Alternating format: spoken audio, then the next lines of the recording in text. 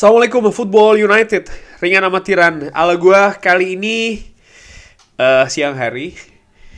Agak ya capek-capek sedikit, tapi gue ingin news update sekaligus juga ngobrol ringan. Insya Allah video ini akan tayang hari Sabtu ya, terkait dengan laporan keuangan Manchester United. Ini ada kaitannya menurut gue, opini gue, dengan proses penjualan dari Manchester United. Oke. Dari Kavi Solhekol dari Sky mengabarkan kalau ya, ini seperti gua katakan ya, kenapa Manchester United ini dijual, karena sekarang total pinjamannya itu atau hutang senilai 742 juta pounds. 742 juta pounds itu berarti kalau di US dollar kan, atau di euro kan ya mungkin sekitar 800 jutaan ya, atau mungkin hampir 900 jutaan. Berarti makanya mendekati 1 miliar, luar biasa. Dan inilah kenapa juga klub menginginkan, atau Glazer menginginkan harga 6 miliar pounds. Kavi Sulekul dari Sky Sports News juga menyebutkan ini kalau ya hutangnya ini juga naik ya. Tadi itu pinjaman, yang 742 juta pounds itu pinjaman, dan hutangnya sendiri juga naik cukup signifikan dari 477,1 juta pounds ke 535,7 juta pounds. Naiknya berarti 100 jutaan mungkin ya, hampiran sekitar segituan lah. Dari The Athletic, Dan Sheldon ini artikelnya menulis kalau bahkan hutangnya ini mendekati 1 miliar pounds. Agak beda lagi angkanya ya.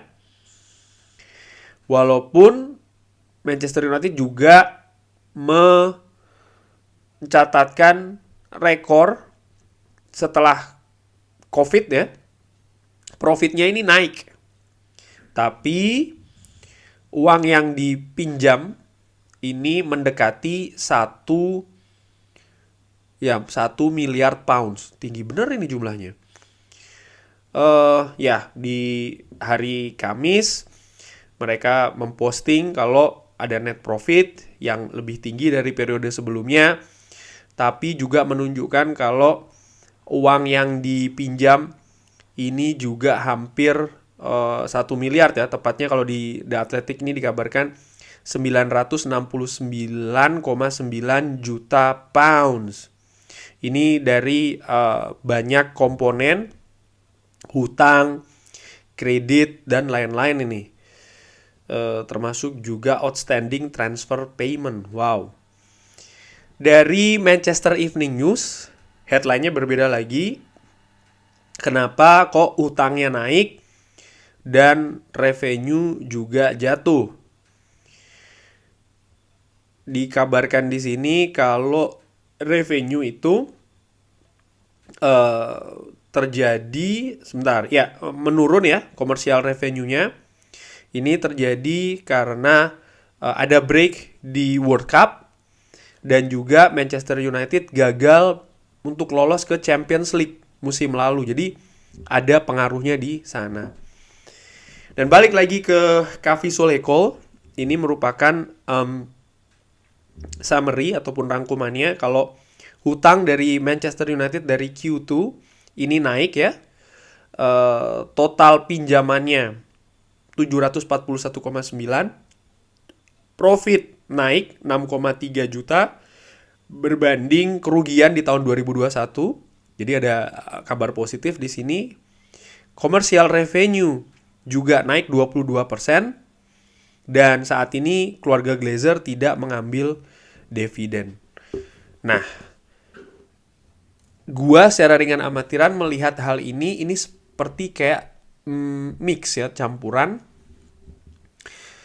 Di sisi lain memang ada kabar positif kalau ada keuntungan yang naik ya kan, Commercial revenue juga naik. Ini menunjukkan memang Manchester United ini klub dengan potensi yang cukup tinggi.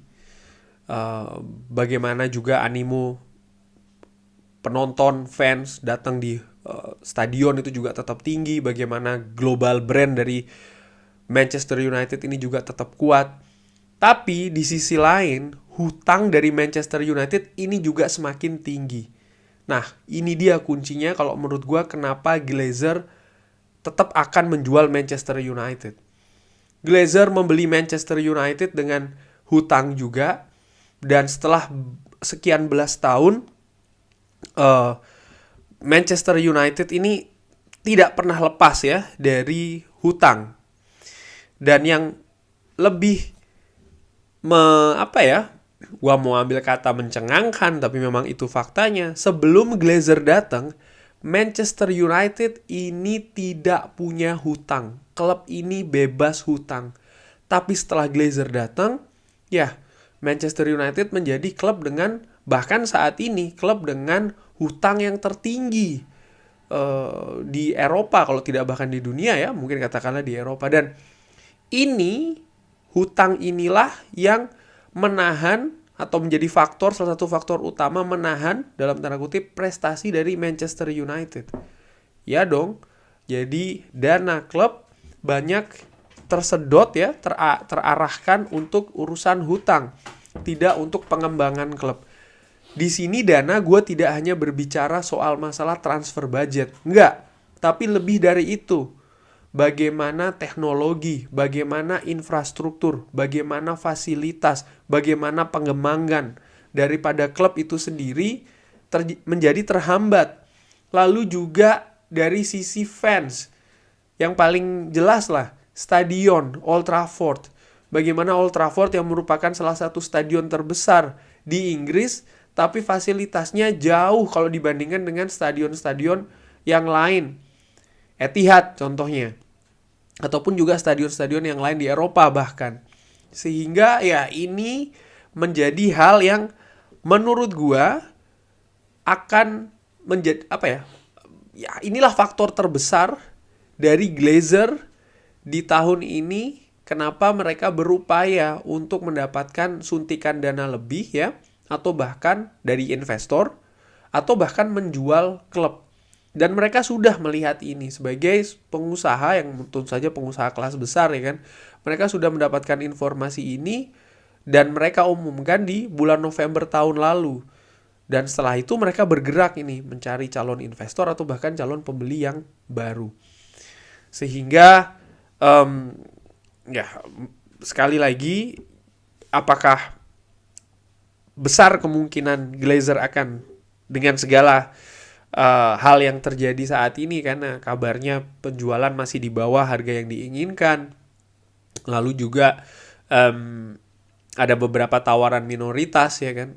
Apakah Glazer akan menjual Manchester United? Menurut gua peluang itu tetap besar. Apakah Glazer ada kemungkinan mengambil pilihan investor minoritas? Itu juga ada.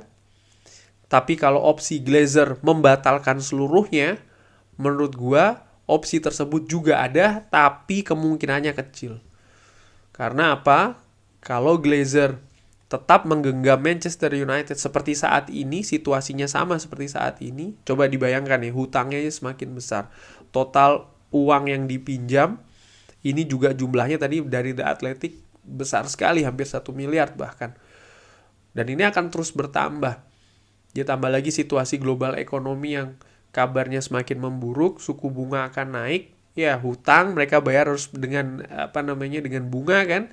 Glazer ini kan menjadi beban yang akan semakin besar bagi mereka, sehingga ya opsi melepas baik itu sebagian ataupun bahkan secara keseluruhan absolut, ini menurut gua menjadi poin yang akan diambil oleh Glazer. Kurang lebih demikian. Dan ini sekaligus memperlihatkan ya bagaimana pemilik dari Manchester United selama berbelas-belas tahun ini memang hanya mengeruk saja keuntungan bagi mereka sendiri.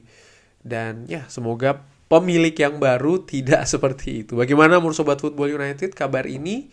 Drop di kolom komen, jangan lupa like, subscribe. Wassalamualaikum warahmatullahi wabarakatuh.